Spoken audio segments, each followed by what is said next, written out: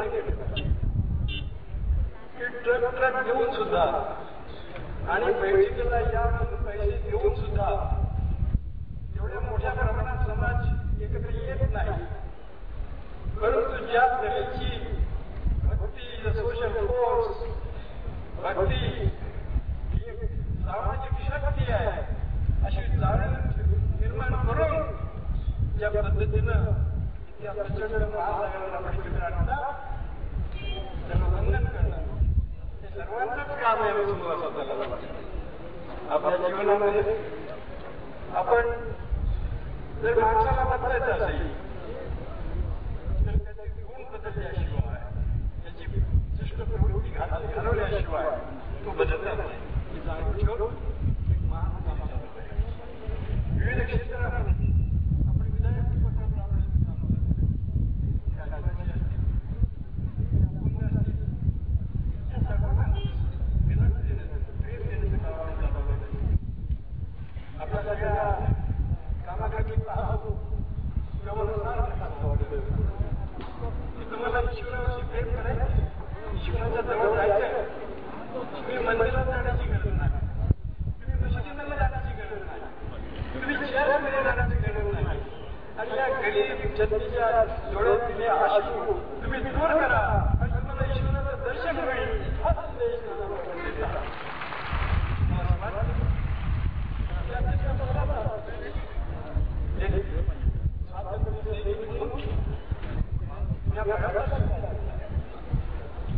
आजच्या भारताकडे एकीकडे भूवादाचा स्वीकार करतोय, संस्कृती नष्ट करतोय, दुसरीकडे त्या जातीयवादाचा जय अशा तऱ्हेचा प्रसार करतोय आणि मानवतेचा कायदा पकडतोय. त्या प्रसंगी मला आपल्याकडे काही मागणी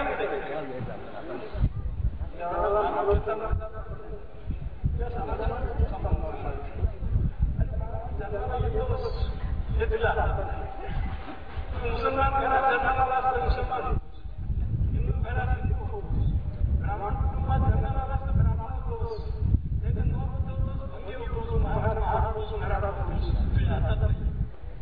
आणि हे जर माझ्या हातात नाही आणि त्याबद्दल समाज शिक्षा करणार असेल तर मानवतेवर आधारित हा समाज आहे आणि त्याच्यापासून या सगळ्या माणसांना मुक्त करण्याचं काम आणि मानवतेवर प्रेम करण्याचं काम मी शिकवेन. अशा तऱ्हेचा संदेश या महासागराला आपण द्या. ते पडणारे मुडदे, ते जाणारे मुडदे पाहिल्यानंतर जीव होतो.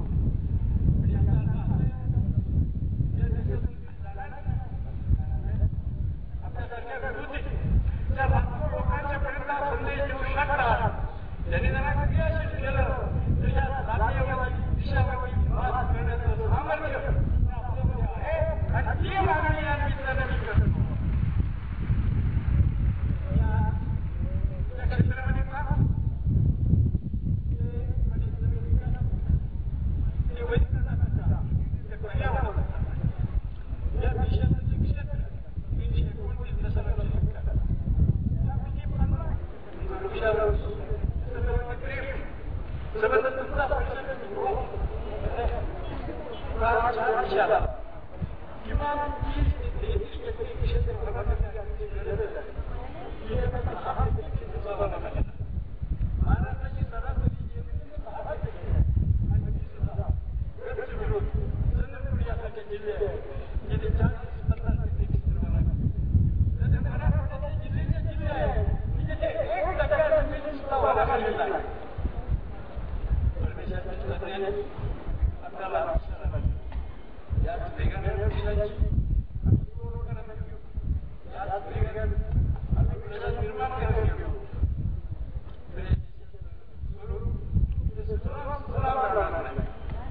या देशाचं फळवळ देशाचं आक्रमण व्हावं तशा तऱ्हेचं आक्रमण आपल्या पर्यावरणावर सुरू आहे. आपण एकत्र करू शकतो. आणि त्याला संदेश जरी दिला आपला जन्म केला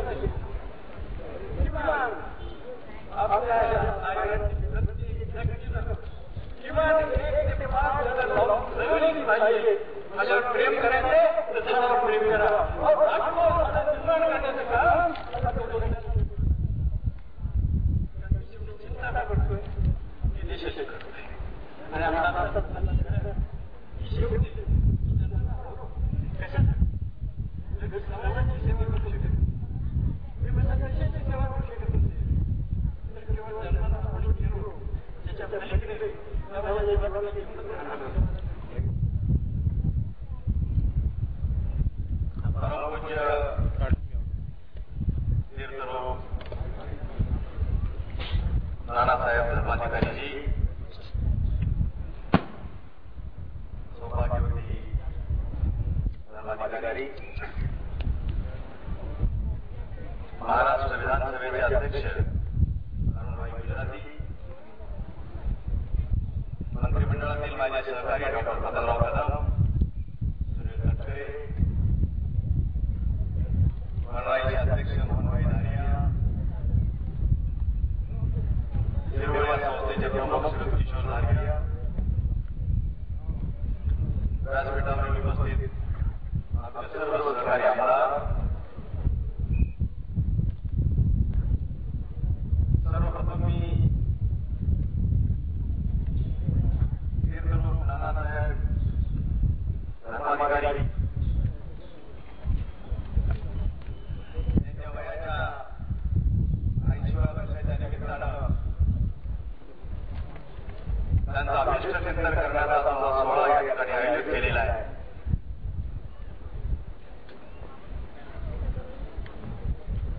त्या सोहळ्यामध्ये मला उपस्थित राहता आलं ही मी माझा भाग्य समजतो.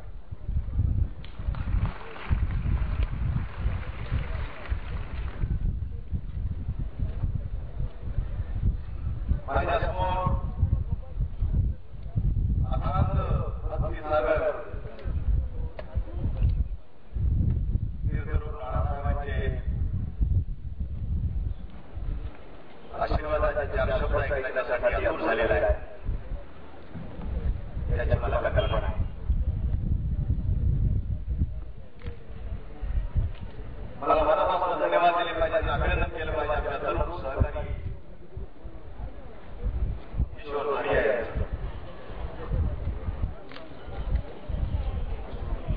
त्यांनी या कार्यक्रमामध्ये मी यावं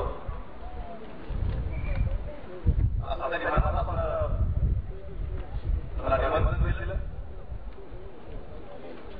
या कार्यक्रमाचं औचित्य साधून त्यांनी 2-3 अतिशय महत्वपूर्ण या संस्थेच्या वतीने कार्यक्रम पार पाडलेले आहेत. त्यामध्ये श्री देसाई यांना कोकण भूषण हा पुरस्कार देऊन त्यांचा गौरव केला. महावीर पुरस्कार देऊन त्या वीरमातेचा आपण या ठिकाणी सत्कार केला. कोकणाच्या तरुणांना उपयोगाची संधी प्राप्त व्हावी म्हणून college of international information technology याचा औपचारिक उद्घाटन या ठिकाणी केलं. आणि म्हणून अभिष्टचिंतनाचा सोहळा हा संकल्प सिद्धीचा सोहळा आहे. हा केवळ सत्काराचा समारंभ नाहीये. या निमित्तानं आमच्या या कोकणाच्या तरुणांनी हिरवळी संस्था कोणत्या दिशेने विचार करते आहे, त्यांचे काय नेमके संकल्प आहेत हे आपल्या समोर ठेवलेले आहे. कला दिग्दर्शक म्हणून श्री देसाई यांनी या देशामध्ये जे आपले एक वेगळे स्थान निर्माण करून ठेवले आहे, त्यांना कोकण भूषण म्हणून आपण या ठिकाणी त्यांचा सत्कार केला, त्यांना पुरस्कार दिला. आणि तमाम कोकणवासियांच्या वतीनं त्याला आपण हार्दिक शुभेच्छा दिलेल्या आहेत. त्याच्या कलागुणांचं चीज करण्याची एक नवीन पद्धत या ठिकाणी आपण सुरू केलेली आहे. त्याबद्दल मनपूर्वक श्री देसाई आपलं आणि धारिया आपलं मनपूर्वक या ठिकाणी अभिनंदन करू इच्छितो. देशाच्या सीमेवर आणि देशाच्या संरक्षणाने प्राण अर्पण केलेले त्या जवानाच्या वीर मातेचा सुद्धा या ठिकाणी आपण सत्कार करत आहोत. अतिशय कल्पक पद्धतीनं ही संस्था वाटचाल करते आहे. श्री समर्थांच्या विचाराचं घरी सातत्यानं समाजाचं प्रबोधन केलेलं आणि सातत्यानं लोकांच्या मध्ये एक आपला आणि वेगळा खर्च त्यांनी निर्माण केलेला आहे. त्या निर्दिष्ट नानासाहेबांच्या आईच्या वाढदिवसाच्या निमित्तानं मला मत करता आलं. तमाम महाराष्ट्रातल्या जनतेच्या वतीनं त्यांचं विमलपूर्वक अभिष्टीन चिंतन करतो. ईश्वराने अमृत आयुष्य द्यावं, उत्तम आरोग्य द्यावं आणि या देशाच्या मानवतेची सेवा त्यांच्या आत्मनाकडे राहावी ही माझी ईश्वराच्या चरणामध्ये प्रार्थना असेल. आज या ठिकाणी आलेला हा भक्तांचा जनसागर पाहिल्यानंतर खरोखर एवढी प्रचंड शक्ती निर्गुण नानासाहेबांच्या ठाई आहे याच्या आम्हाला वाटपणे येते.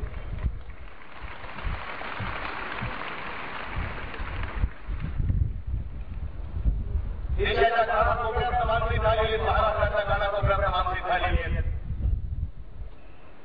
आणि बसतोय घरामध्ये आणि काही लोक रात्रीपासून या ठिकाणी या कार्यक्रमाला आपण स्वस्त राहता यावं, निर्गुण नानासाहेबांचं दर्शनासाठी जरूर आपल्याला घेता यावं या भावनेने सागर आज या ठिकाणी जमलेला आहे. कोकणाच्या या पावनभूमीमध्ये मी आपल्या सर्वांचं मनपूर्वक स्वागत करू इच्छितो आणि मी अपेक्षा करतो की नानासाहेबांनी जो विचार समाजाच्या ज्या प्रवृत्ती आहेत त्या घालवण्यासाठी जे सातत्याचं जे मार्गदर्शन त्यांनी ठेवलेलं आहे, समाजाचा दाखला असेल, व्यसनामुळे माणसाची झालेली हत्या असेल, आपापले मतभेद असतील, समाजाचं विकृष्ट असेल, ते कसं आम्हाला दूर करता येईल आणि दूर करण्याच्यासाठी दूर करण्याची आवश्यकता नाही. तुमच्या अंतःकरणामध्ये असणारा जो देव आहे त्याचा तुम्ही शोध घ्या. अशा प्रकारचं मार्गदर्शन, अशा प्रकारची दिशा तमाम भक्तजनांना दाखवण्याचा सातत्यानं करत आहेत.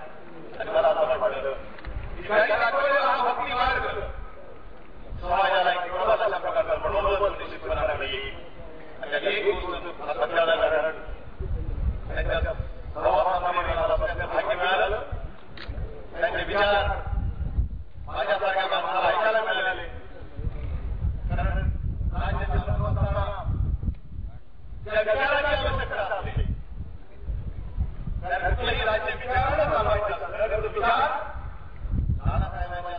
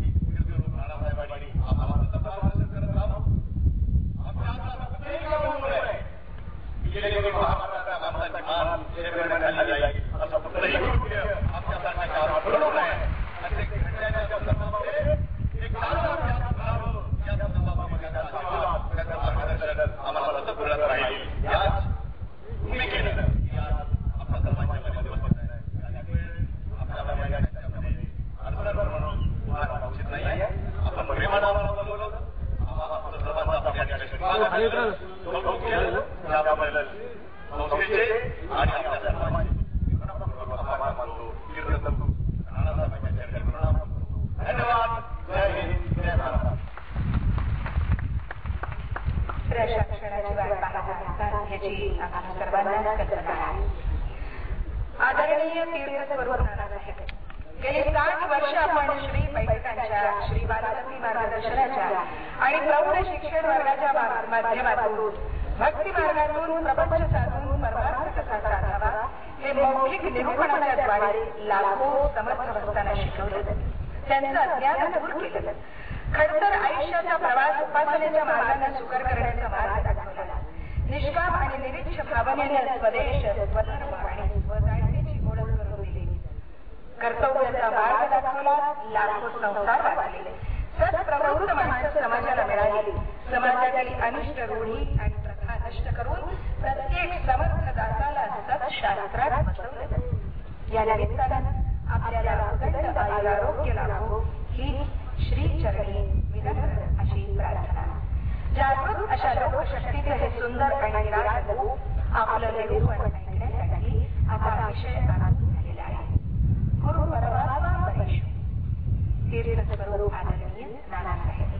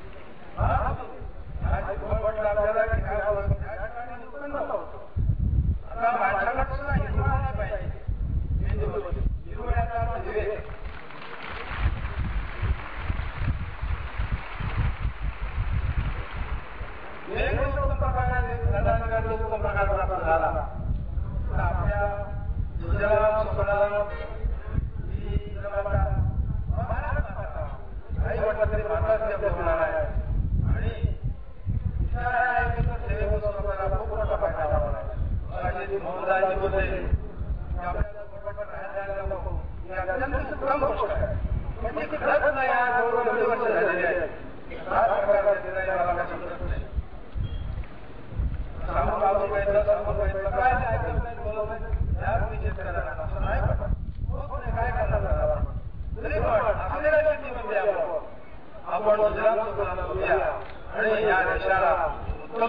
करतो. या आपल्या देशाचं राष्ट्रगीत असंच आहे, श्रीराम सुखराम वंदे मातरम. आणि खरोखरच आपल्याकडे नद्या उत्तम आहेत. पाऊस पडतो, जंतू, उन्हाळा, थंडी, पावसाळा अतिशय असं म्हणतो की आपल्या जगामध्ये सर्वात लोक असेल तर भारत आहे. आणि याची किंमत त्या ब्रिटिशांना आली होती. ब्रिटिश नाही म्हणाले सोन्यामध्ये आम्ही सोडणार नाही. त्यांना कळवलंय सोनं आहे, आपल्याला सोनं वापरून जात आहे. आणि त्याप्रमाणे ते गेले, सोनं घेऊन गेले. आपल्याकडे सोन्याच्या नंतर आपल्या करून टाकले. आपल्याकडे आला काळ होत नाही, आम्हाला वेळोवेळी प्रश्न पडतो. आपला विचारलं पण होत नाही, त्याबद्दल मला प्रश्न घेत होतो का? त्याचं काम होतं आपल्याला देशाला बरं का देता येत नाही, काय करता येत नाही, असं काम होतं. असं आता सर्वांनी विचार करावा आणि प्रत्येकाने आपल्या भूमिका सरकारकडे मांडावी. हे सरकार जागरूक तरी होईल आणि चांगलं झालं तर निश्चित नक्की याच्यावर मला खात्री आहे. त्याच्यापलीकडे लढाई देशाला उत्तम सांगितलेलं आहे की प्रत्येक ठिकाणी जंगल झाडं बरोबर प्रत्येक शेतकऱ्याला जायचं आम्ही शेतकरी नको आपलं घर आहे घराजवळ पण एका झाड लावावं नाही करता आलं तर 2 झाडं एक लावावं. फक्त एवढंच आहे, झाड म्हणजे लहान आहे, त्याला आपल्याला प्रतिपान करावं. तो मात्र आपण त्याच्यावर मुलांना पगार करतो, अशा त्याच्यावर पगार दिलाच पाहिजे. तुला ते झाड लावलं झाड लावतात आम्ही पाहिजे का 15 वर्षाकडे झाडं लावायची काय नाही ना, झाडाला माझ्या शिकून घेऊन जातो कोण गेलं का पाणी पण जायचं नाही. आपल्या काय करतो आपल्या कामात सर्वांनी करावं. आता आपल्याकडे जास्तीत जास्त आलेला आहे. काही प्रसंगाला बघायला काढला आहे, नशेला भोपाळ आहे, इतका भोपाळ आहे की बोलूच नाही. आता आपण कसं राहिलं पाहिजे, आपण एक हा मोठा प्रभाव आहे, आपण पाहिजे विचार करून चालणार नाही. एखादा सुखी पण चालणार नाही. हा बोलला काय ऐकायला पाहिजे, तो बोलला का आपल्याला सुद्धा आपल्या शांततेत राहून आपल्याला कार्यक्रम करायला पाहिजे. काय करता यांची शिकवण मिळाली पाहिजे. याचा अर्थ ह्या सुरुवात आपल्याला आपल्याला संकल्प बनवते. स्वतः नसते नाही शिस्त लागते. जशी शिस्त लागत नाही संयम येतो आणि नम्रता प्राप्त होतो. आता नम्रता म्हणजे दुर्बळ नाही, दुर्बळ नसतो, दुर्बळ कोण त्याच्या नम्रताला दुर्बळ आहे. दुर्बळ कोण आहे आपल्याला सांगायची गरज नाही. कारण काय कितीच आहे दुर्बळ आपल्याकडे आहे. दुर्बळ काही जाणार नाही, आपल्या पोटातच आहे. ते दुर्बळ आपल्याला खातात, आपली शक्ती खातात, आपल्या हलवतात. हे आता आपल्याला मान झालेलं आहे. तेव्हा या दृष्टीने आपण आपलं सुद्धा शोधाप्रमाणे सुद्धा आपल्याला ओळख झालेली आहे. आणि मराठीत मुख्यमंत्री बोलले प्रत्येकाच्या भाषा आहे, 100% पूर्व सत्य आहे. याला काही पूर्व सत्य आहे सांगण्याला नाही.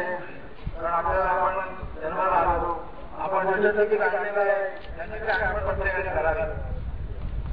तिकीट द्यायचं पण आपल्याला रेल्वेला गेले तुम्हाला तो मास्तर रेल्वे मास्तर तिकीट देतो, तसं आपल्याला दिलेलं आहे. फक्त रिटर्न झाले काही नाही. हे लक्षात ठेवून प्रत्येक काळाला पण केलं पाहिजे, हे शिकायला पाहिजे. शिकण्याच्या येणार नाही, ऐकले आलं आणि शिकले आलं, ऐकले नाही, देखले नाही. आता सुमात्रा या वेळा सांगितलेलं आहे, शिकलं पाहिजे, ऐकलं पाहिजे. मला शाळा अर्धा मनुष्य जो उदारे आहे आणि वकील आहे. ऐकलं म्हटलं लोकांना ऐकलं आहे, पाठ करतात. ठीक आहे, तुमचं म्हणणं काय कशाला पाहिजे नाही पण काय होतं हो पाहणार. आता तुम्हाला प्रश्न विचारतो, तुम्हाला कधी राग येतो का? आलाय का राग कधी? तुम्हाला येतो का राग? येतो कुठून सांगा का मला? त्याचा